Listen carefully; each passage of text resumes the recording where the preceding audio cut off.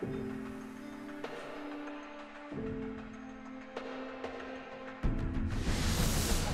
ano man yung nangyari kay Lolo, pinagsisisihan ko na yun. And I promised myself na hindi na mangyayari yun. You're such a weakling. Mabuti ng weak. Kaysa naman forever akong nabubuhay sa takot. Mommy, yun ang weak. Yun ang nakakapanghina. Yun ang nakakatakot.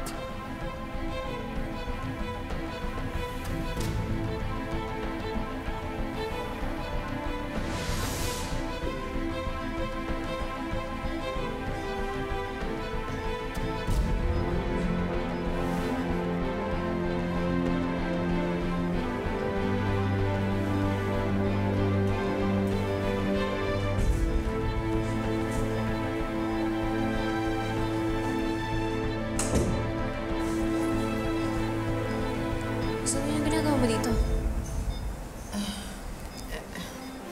Nabalitaan ko yung nangyari kay Tita Lynette. Sorry kung ngayon lang ako nakadalaw, ah. Masyado kasi madami nangyari. Tungkol ba ito kay Dax siya dun sa posibleng paglaya ng mami mo? Annalyn, pati ba naman ikaw? Sa tingin mo ako may kinalaman sa pagbabago ng isip niya? Zoe, gusto ko lang malaman yung totoo. Annalyn, wala. Please, sana naman maniwala ka sa akin. Kahit ikaw lang.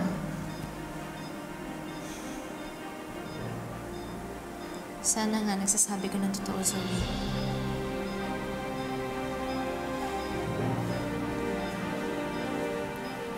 Nay, dito na po ako. Tayo gumising ka na. Diba, kakain pa tayo dun sa favorite restaurant natin? Nasa fiscal na ang bagong statement, yung mga testimony and ebidensya na pinresenta ni Mr. Dacanay. Ngayon, patuloy ang proceedings and investigations hanggang mapatunayan na wala ka talagang kasalanan. You mean hindi pa rin ako makakalaya kahit hindi naman ako ang main suspect? Kay Carlos na kaya ngayon na spotlight? Right now, we have to finish all the investigations para ma-acquit ka. But, you do have two options kung gusto mong mapabilis ang paglaya mo dito. Eh, ano yun? First, pwede tayong mag-request ng affidavit of desistance para ma-withdraw na ang kaso laban sa'yo. But, it has to be done by the complainant. And since may hihirapan tayo dyan dahil hindi naniniwala si Ms. Tanyag sa lahat ng sinabi ni Dax, wala tayong choice kundi mag-second option. Ano ho yun? Motion to post bail. Teka, ginawa na natin yun eh. Yes, nung una na-deny. Kaya nag-apply tayo ulit ng motion for reconsideration. Pero matagal na yan nasubmit sa piskal. With the new development, I'm pretty sure na mabilis nang ma-approve yung motion for bail natin. Attorney, gawin niyo ho ang lahat. Kailangan ko na makaalis ang impyerno to. I can't wait to get my old life back.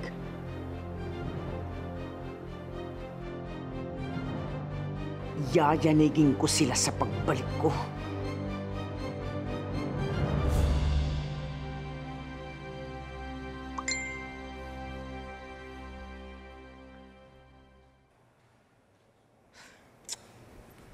Oo na. Zoe! Ba't parang nagmamadali ka? May pupuntahan ka? It's none of your business. Date ba yan? Diba sabi mo may dinedate ka? Si Dax? Excuse me. I'm not that cheap para pumatol sa isang taong katulad ni Dax.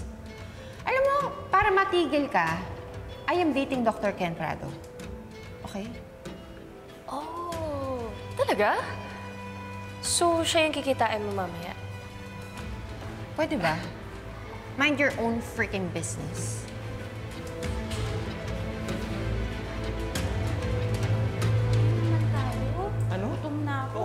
Kumain, bigli talaga. I-ano natin. Sige, kawawa naman kanina pa yun. Ate, gusto niya.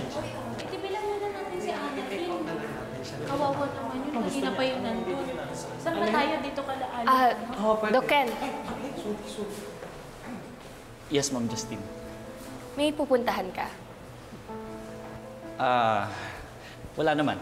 Bakit? Gusto mong mag-dinner? Hindi. Pero, di ba may dinner kayo ni Zoe? Dinner? Wala naman kami nakaschedule na dinner ngayon. Bakit? Well, ma'am, before, nag-dinner sila ni Zoe. Oo, tapos hindi na nasundan. Di ba na, Doc Ken? Hindi na naman. Tsaka feeling ko hindi na rin mauulit yun eh. And I think Zoe is seeing someone else. Too bad, hindi ako yan, Ma'am Justine. So, hindi ikaw yung kikitain ni Zoe mamaya? Hindi. Kaya kung gusto mo mag-dinner tayo, I'm free. No, thank you. Sige na, may pupuntahan pa yata kayo. Oo nga po eh. Halika na, Delulu. Halika na, masyado kang ano, halika na. Talaga yung mga babae, no? Ang gugulo. Okay kanina, tapos biglang di pala gusto.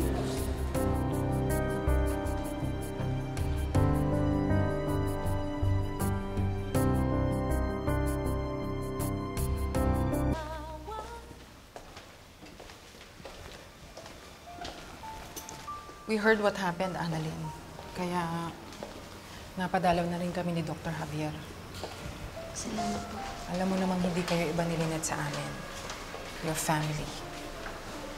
Dok, kamusta nagpapakala si Ma'am Lynette? Nasa ICU pa rin si nanay. Hindi pa rin siya nagigising. Pero pinagdarasal ko nga na sana sa mga susunod na araw, mas maging okay na yung kondisyon ni nanay. Just trust the process, Dr. Santos. Magigising at magigising din si Lynette. We will pray for her fast recovery. Salamat po. Pwede ko ba siyang puntahan? Wag naman po. Doon na po yung room niya. Ikaw, Dr. Rubin. Susunod po ako, Dok. Excuse me.